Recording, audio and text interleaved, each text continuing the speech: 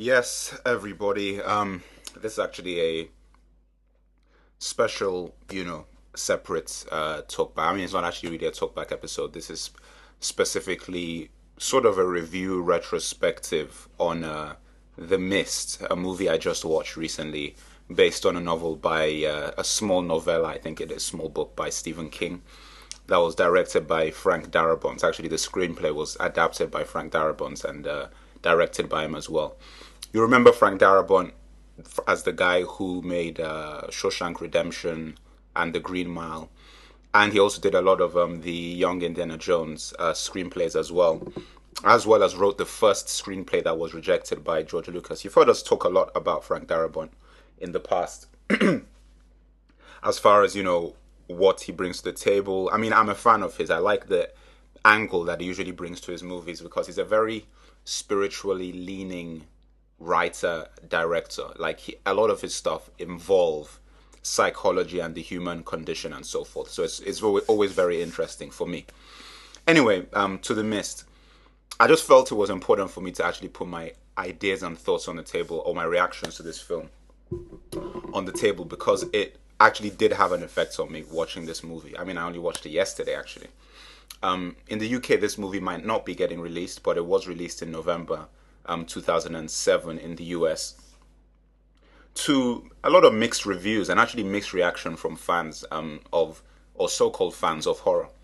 Now, I'm not going to spoil this, but there will be spoilers. So, if you don't want any spoilers whatsoever, then I'm not sure if you should listen to this whole thing. But I am going to talk about some things that might be considered, actually will be spoilerish. Basically, The Mist is a movie about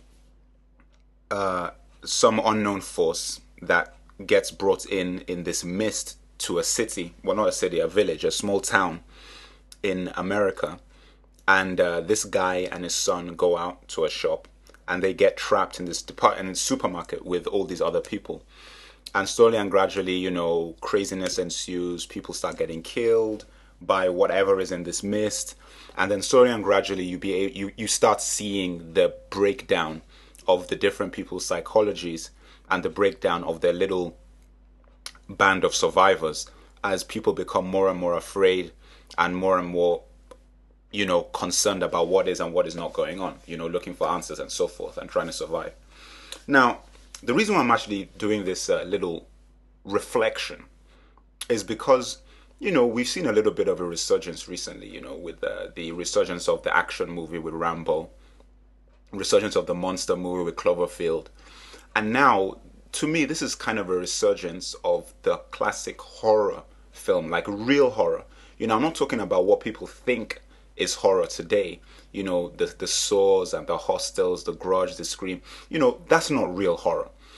Kids who think they're horror fans and are running around buying tickets for Saw 4 and then Saw 5 and all this nonsense that's getting released. Guys who've been in the know, guys from like the 70s, The Exorcist days, Shining, Entity, movies like that. Guys who know that horror is actually really scary.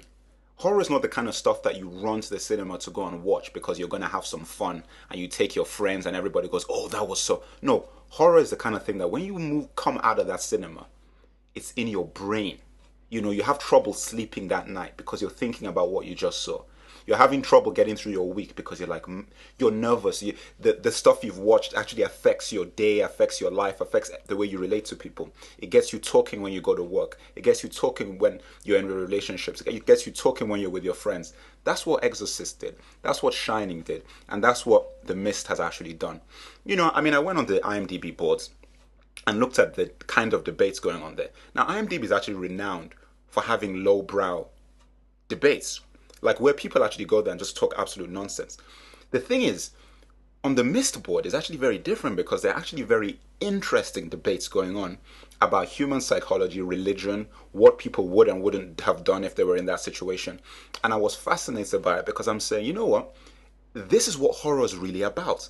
Because everybody knows, or people from the old school know that, you see, fear and love are like the two extreme polar opposites of life in general, like pain or whatever you want to call it.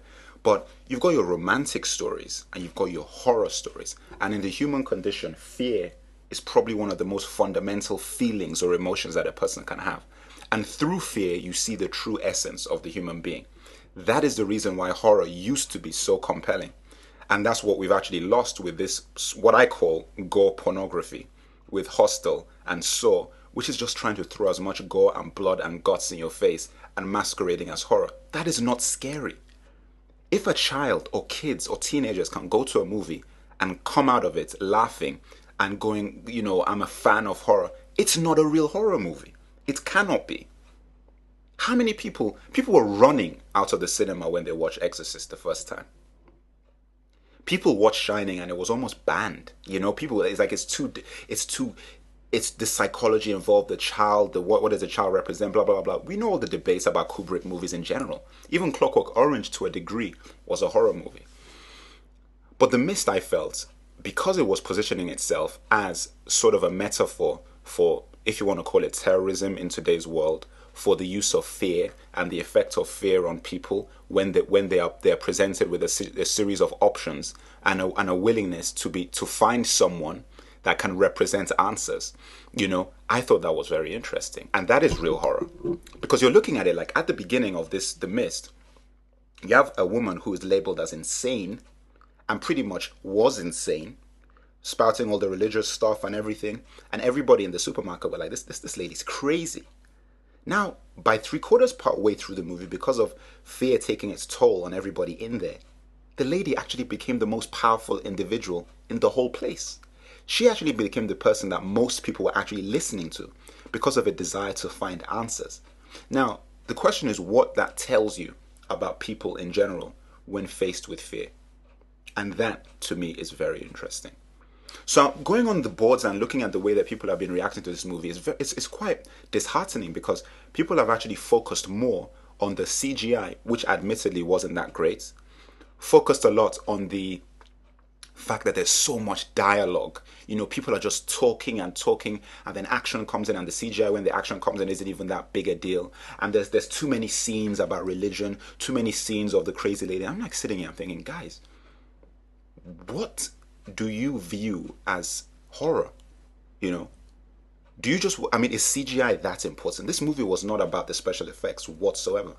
Not in the slightest bit.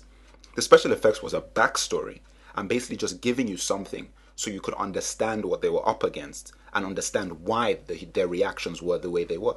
That's it. The movie was fundamentally about the interactions between all these characters.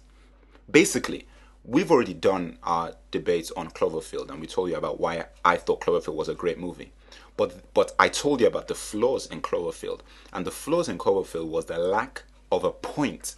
There was no point to the movie other than big monsters destroying and people dying. That's it.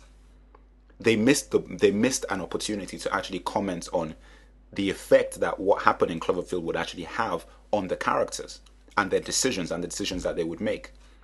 That is something that The Mist fully explores throughout the entire movie. Look at the changes that all these characters go through the course of the movie. You even have the one guy who starts off being cynical. One of those guys, the workers. He's cynical. Then after he sees the horror firsthand, he then joins up with the people who are trying to save people. And then he goes out to get the medical stuff. Sees the stuff coming out of the guy and all that craziness, barely escapes with his life, and then he flips and then becomes like a religious fundamental with the crazy lady. Now, to me, that again is interesting, because that is sort of the journey that a lot of people would make if they were faced with the same scenario. Because people have actually drawn a lot of similarities between The Mist and current politics in the United States with George Bush and all that sort of stuff. And actually, it is obviously very relevant, and it's probably the reason why Frank Darabont made the movie. And he put in little monologues like the shop attendant had about when people are afraid, they will do anything. You can get people to do anything when they're afraid, and so on and so forth, which is a very, very common phrase that has been used with US foreign policy and so on and so forth.